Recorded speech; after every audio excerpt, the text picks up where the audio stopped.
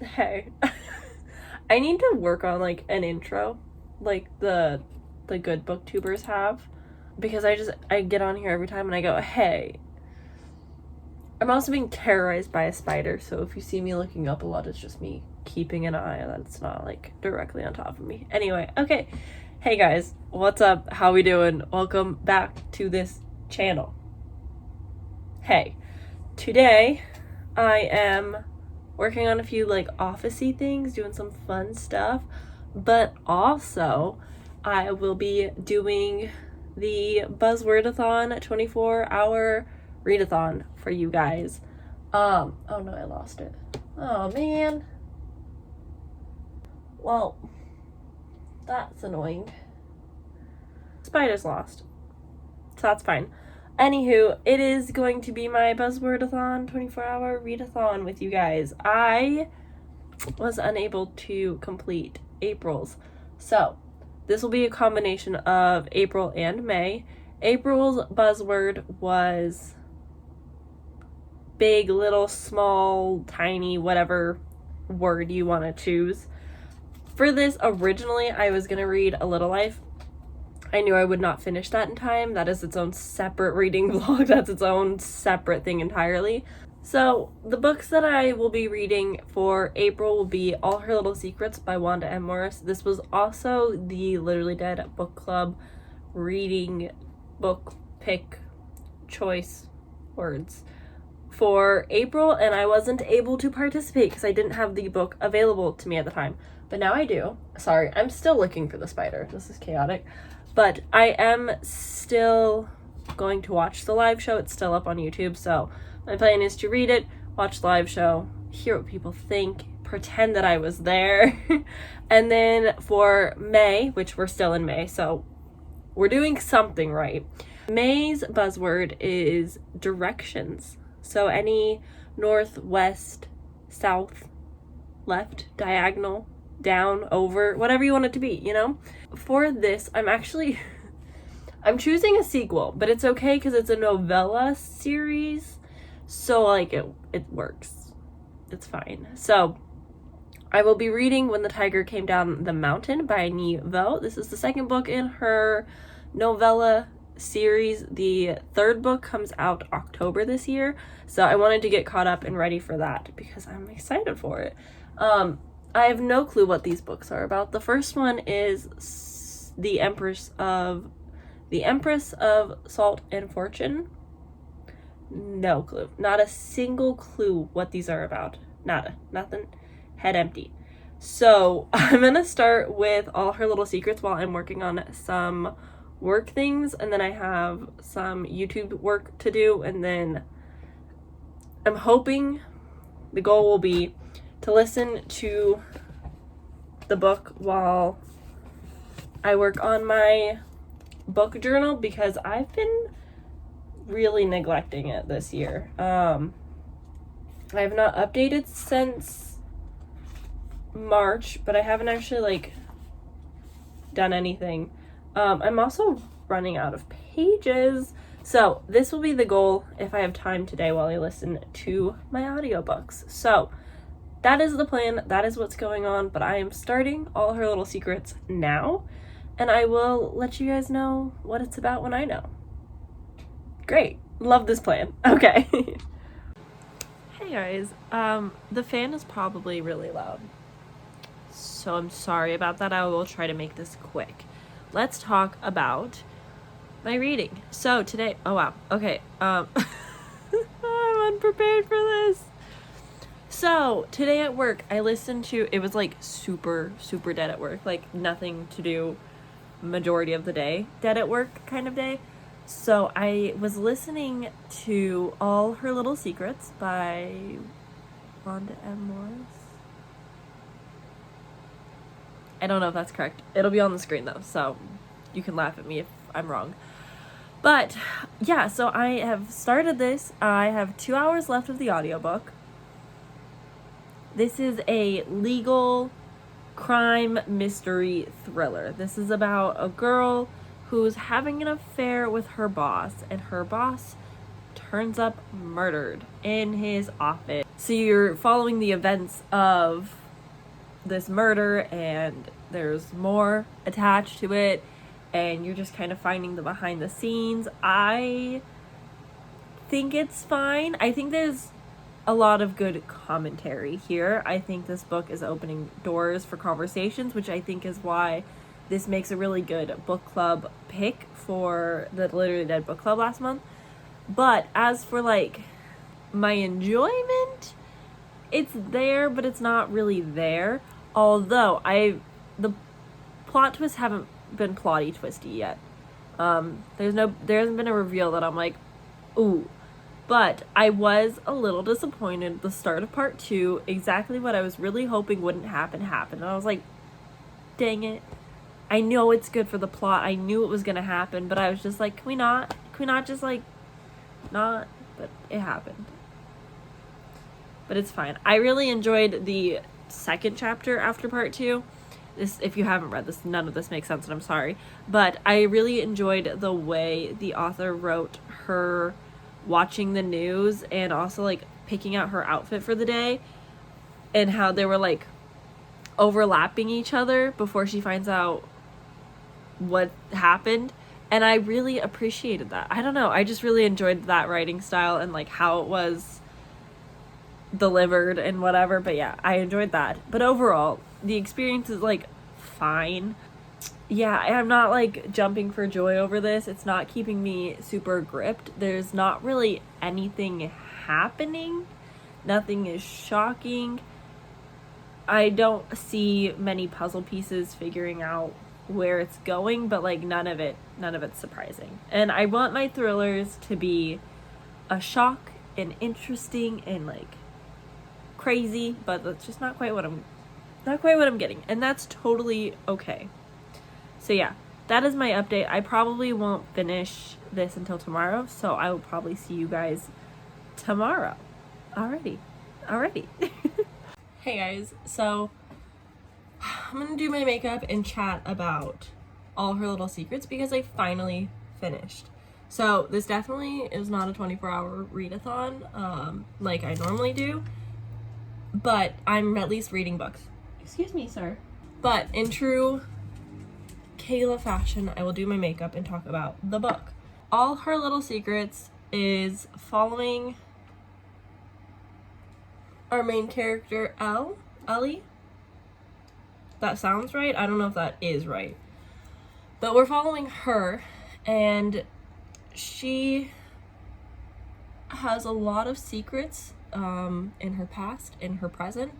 She is having an affair with her boss. Her boss is married, she's not. And basically, one morning before a little rendezvous they typically have, he is murdered. He is dead. He is shot on his office floor.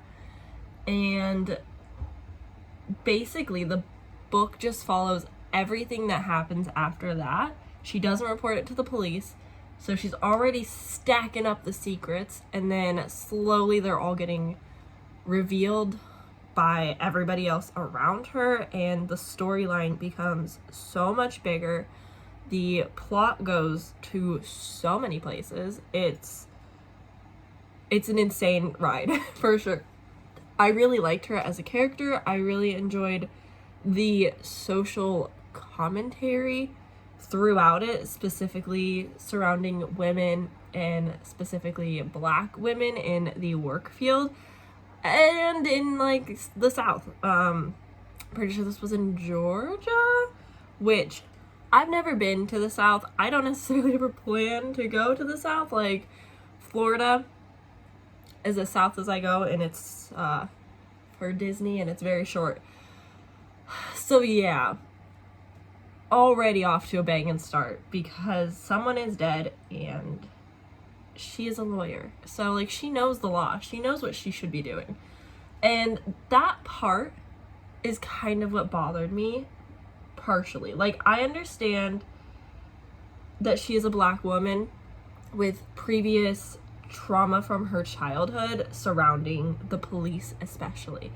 And so she's not comfortable with the police. She doesn't trust the police, which is completely fair to her experiences, but also at the same time, like, she knows the entire time that she should be going to the police. Like, she advises everybody around her to go to the police. She advises herself multiple times to go to the police, and she just never does. And it kind of bothered me. This fact might be incorrect, but I'm pretty sure the lead detective was a Black woman as well. So I feel like she could have had some leverage there to kind of be like, hey girl, hey, I got some tea to spill.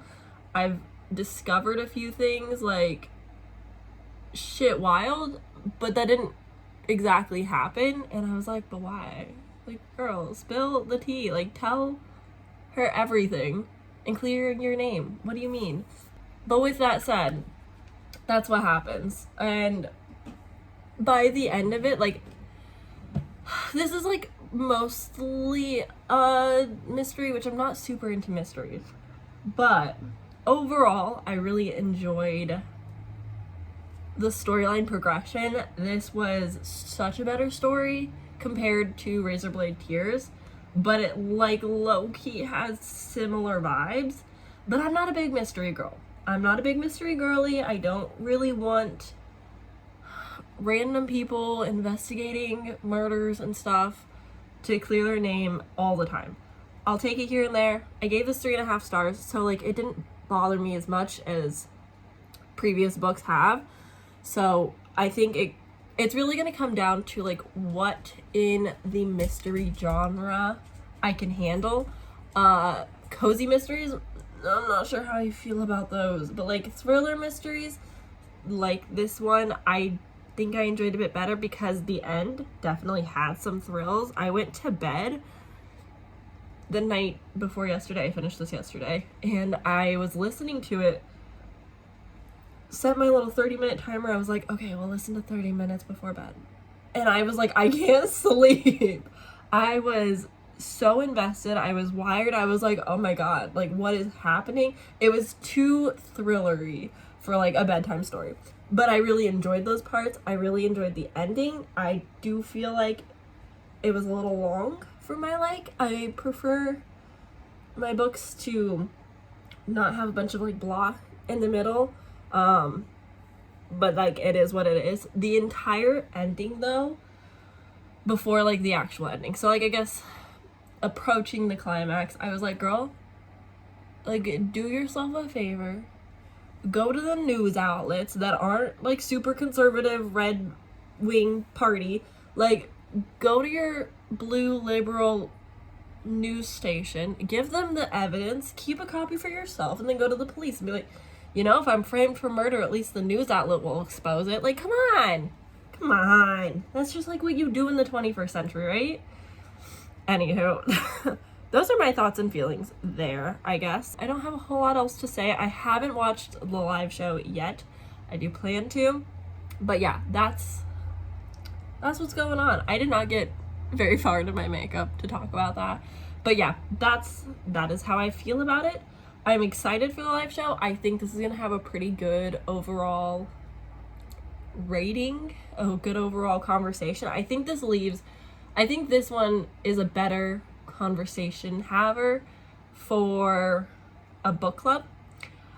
I think you could say the same about Razorblade Tears, but those conversations just like kind of didn't happen, and so I was a little annoyed. But I think this one, just because it was very clear with the language of what the author was getting at, I think that it made sense and was concise and worked well.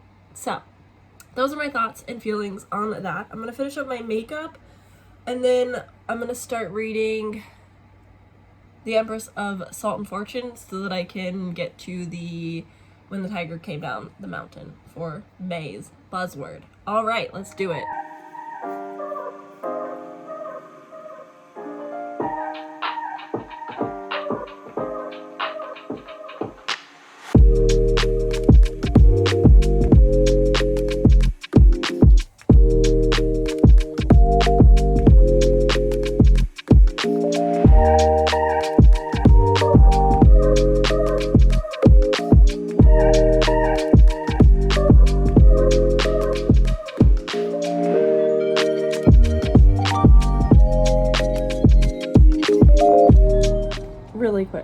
just so I can get this out of the way.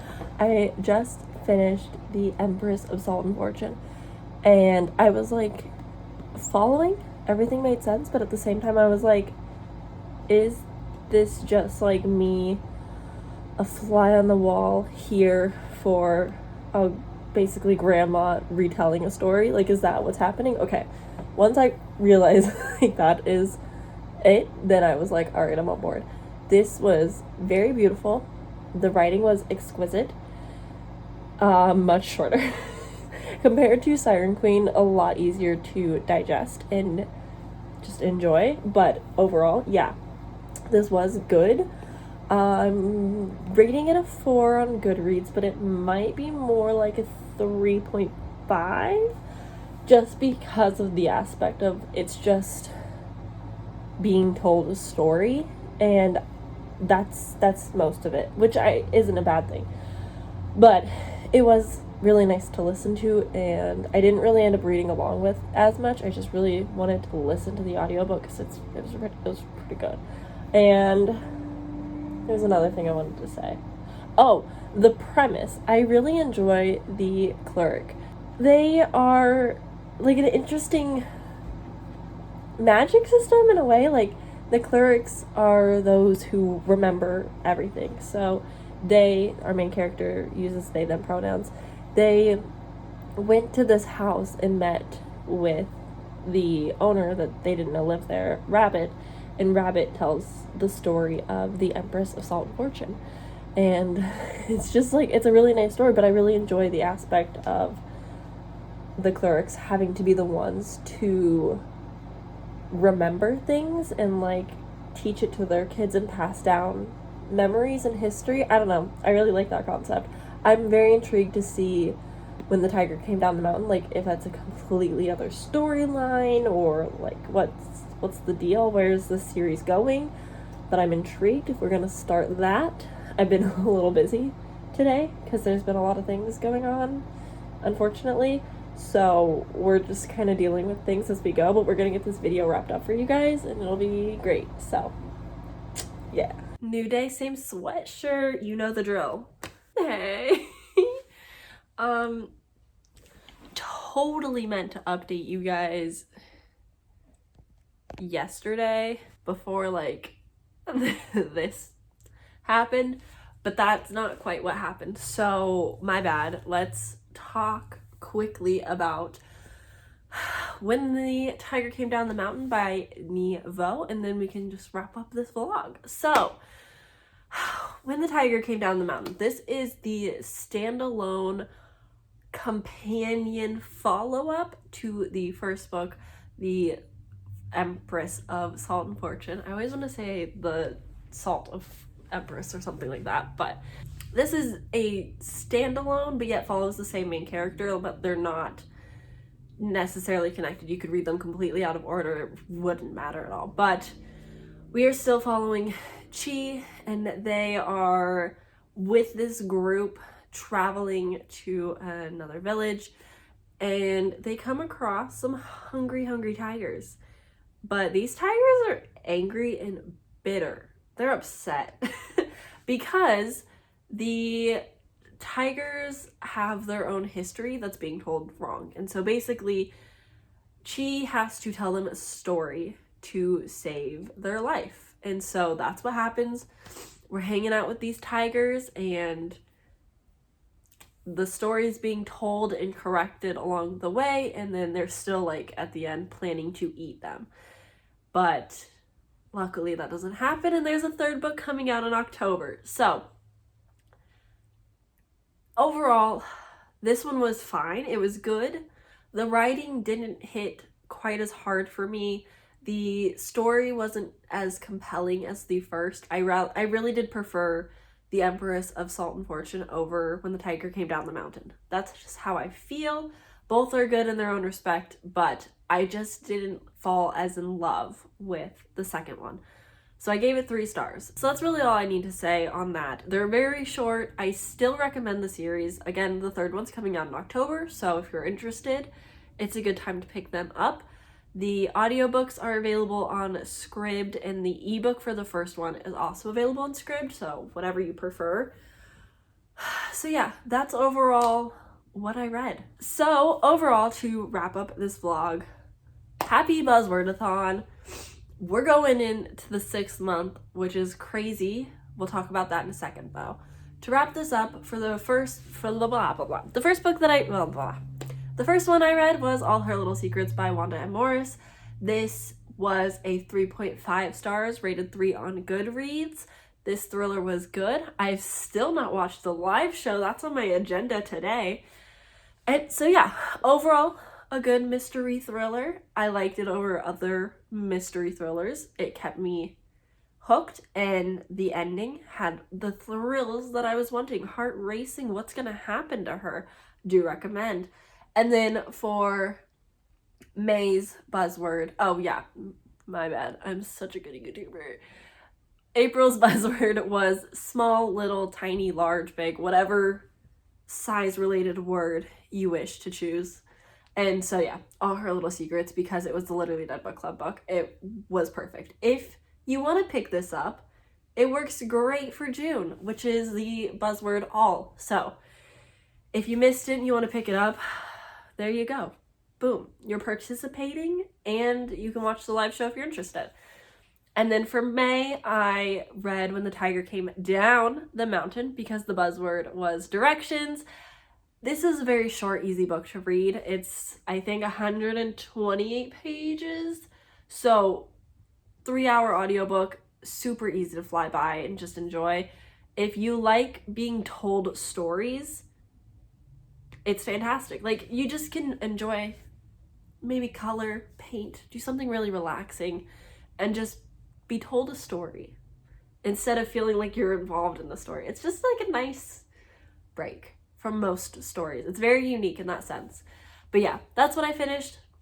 So for this vlog, I ended up reading 3 books, 2 3.5 stars and a 3-star, which I would say is pretty successful. It's not fantastic or great, but it's pretty good.